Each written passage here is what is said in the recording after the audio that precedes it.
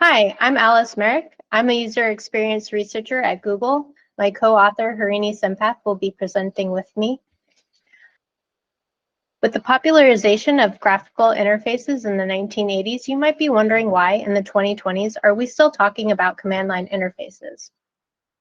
While they might have fallen out of favor among end users, they're still an important tool for developers and system administrators.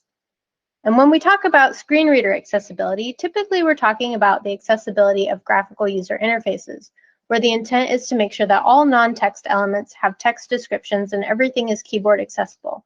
CLIs are text-based interfaces, so they inherently have these two properties. But does it mean that they're accessible? In trying to answer that question, we realized there's no existing research around the accessibility of command line interfaces. So we conducted two studies to better understand CLI accessibility. The first study was a set of semi-structured remote interviews with 6 developers who use CLIs and screen readers.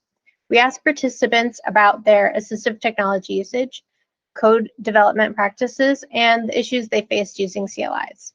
In the second study, 6 developers used a CLI for 2 weeks and completed 4 tasks. After each task, they recorded their experiences, and then we had a final interview reflecting on the accessibility of working with CLIs. And I'm going to hand it over to Harini to talk about our findings. Thanks, Alice. So what did we find from these 2 studies? CLIs have their own set of accessibility issues. We will go through a couple of examples of them here.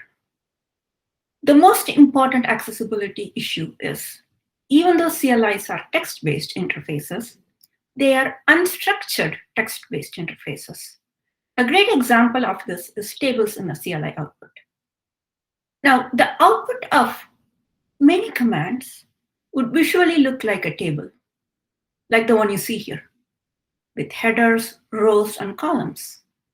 However, this is unstructured text, and you cannot parse this as a table.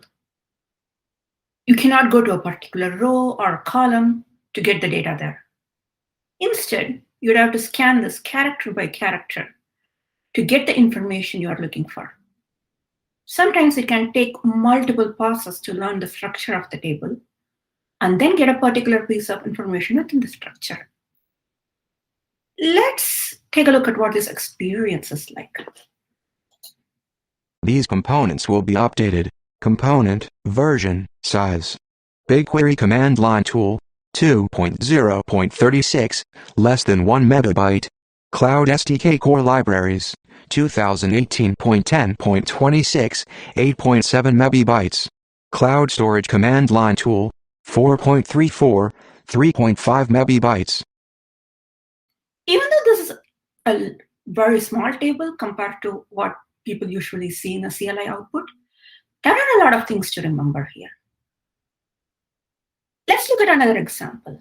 Another typical accessibility issue that participants reported in our study is the lack of proper status indication. Some CLIs have the convention that a silent return is success. Some do not provide status indication at all. And even when available, the status indicator might not be very screen reader friendly. Let's hear what such a status indicator would look like. Updating service default working braille pattern dots working braille pattern dots working braille pattern dots working braille pattern dots working. Now, that's not a useful screen reader indicator in a way of letting you know what is happening. In our paper, we provide recommendations to address some of the common CLI accessibility issues.